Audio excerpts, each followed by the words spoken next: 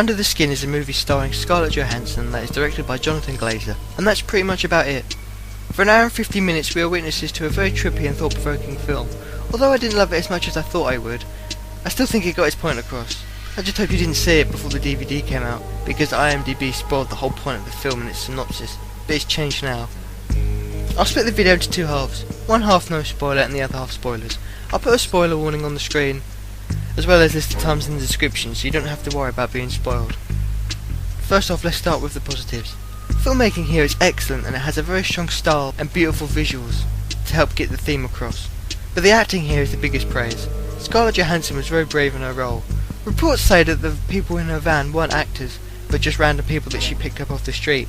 It's quite amazing to think what she did. I mean, anything could have happened to her. It's good because it's caught on film, but bad because they could say they should have been told that they're in a film, and it could just cause a whole bunch of problems. And hey, if you did see this movie in the theatre, you're showing probably at night, because at least it was in the UK, and that was the country where it was made, so God knows how many times it was shown in America and other places.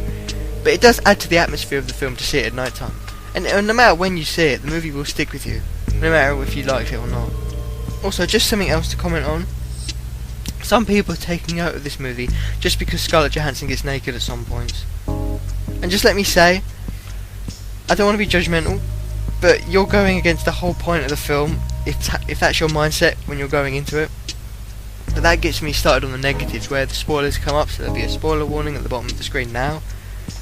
The whole point of the film just came across like it was sort of trying to say, oh my god, people only like physical beauty. When we see someone for who they truly are, like Under the Skin, we either don't like it or we try to kill it.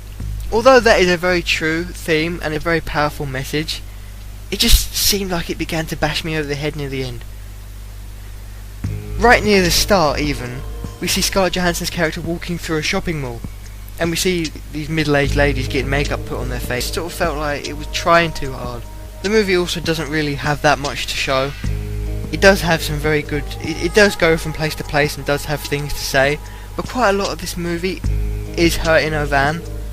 And while that isn't bad, because it does showcase some excellent conversations and some very sort of heartbreaking conversations with some of these people, it just felt like there wasn't enough there. It was trying too hard, and it was just bashing you over. It was just too much of it. There was just too many scenes like that. Another film that I saw around the same time I saw this was Enemy, and while that made less sense than this did, it at least did different things throughout the film. It did every single thing it did was different than the other. It never went back to the same thing more than once. And the name of the film as well. I don't want to spoil the movie Lone Survivor, but you look at that front cover and you see one person on it, the whole film is ruined with the title. Another positive, which is a spoiler, the ending was absolutely fantastic and it was really creepy and effective.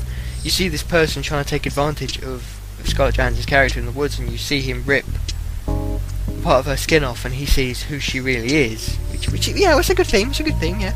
But he sees who she really is, and just doesn't even question it, doesn't even think about it, just burns her alive because he doesn't understand who she is or what she is. She sees the person, he sees who she really is, and just says, I can't deal with this, so you gotta go. Which is that scene in particular was very hard to watch, and it did get under my skin, haha. But anyway, overall though, I could be very wrong with what it all means, but I still felt like it started to bash me over the head near the end. It didn't try any new things after a while, and it just showed the same abduction scenario more times than I would have liked. By the end, I get the feeling that we're supposed to hate ourselves, which is always a brave angle to take, but I do feel like this film in particular deserved it, because it has a very powerful truth to it all. Films like these are always going to get some praise from me, even if I didn't totally love them. If you saw this in one of the I don't know, 20 movie theatres that this was showing in, congratulations.